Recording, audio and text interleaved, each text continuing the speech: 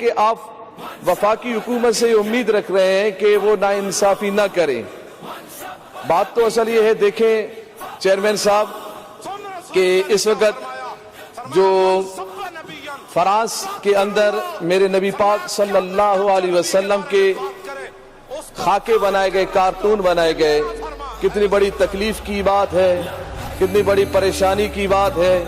کہ میرے پیارے محبوب علیہ الصلوۃ والسلام کے انہوں نے کارٹون بنائے، مگر پریشانی نہیں نظر آ رہی ہے. پریشانی دیکھیں کہ اگر کسی کے باپ کا کارٹون بنایا جائے،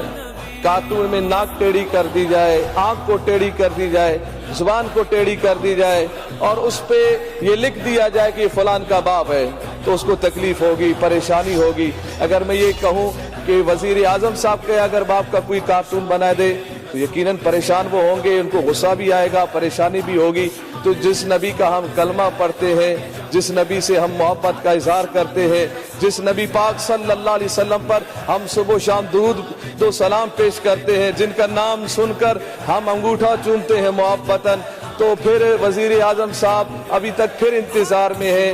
پھر وہی ناانصافی پہ لگے ہوئے ہیں کہ تحریک لبیک پاکستان پھر روڈوں پہ آئے، پھر آئے میرے نبی کی محبت میں، پھر اس فرانس کے خنزیروں کو جواب دے کہ اس کے سفیر کو یہاں سے نکالا جائے. اس انتظار میں ہے.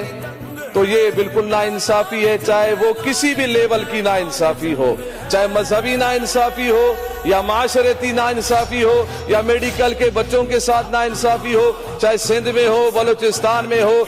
پنجاب میں ہو، جہاں ہو ہم اس کی مذمت کرتے ہیں. اور یہ جو تحریک التوا آج پیش کیا گیا ہم اس کی حمایت کرتے ہیں اور وفاقی حکومت کی ہم مذمت کرتے ہیں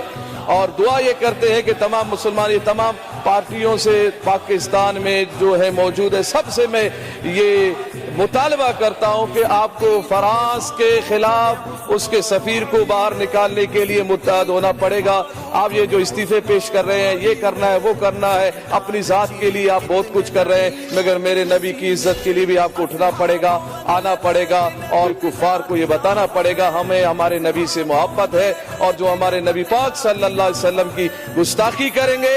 ہم اس کو پاک سرزمین میں برداشت نہیں کریں گے. تو مسلمان تو تیار ہیں، حکمرانوں کو بھی چاہیے کہ وہ غیرت کے بٹن کھولیں. پاکستان کو کچھ نہیں ہوگا، پاکستان تباہ نہیں ہوگا. پاکستان تو اس وقت تباہ ہو گیا جب میرے نبی کے خاکے بنائے گئے. بس یہی گزارش ہے سندھ اسمبلی کے توسط سے، میری آواز جہاں تک جا رہی ہے مسلمانوں تک، سب کو میرا یہ پیغام ہے کہ میرے نبی کی عزت کے لیے کھڑے ہوں اور میرے نبی کی عزت کے لیے بات کریں اور فرانس کے سفیر کو ملک بدر کرنے میں آپ تحریک لبیک پاکستان کا بھی ساتھ دیں. السلام علیکم.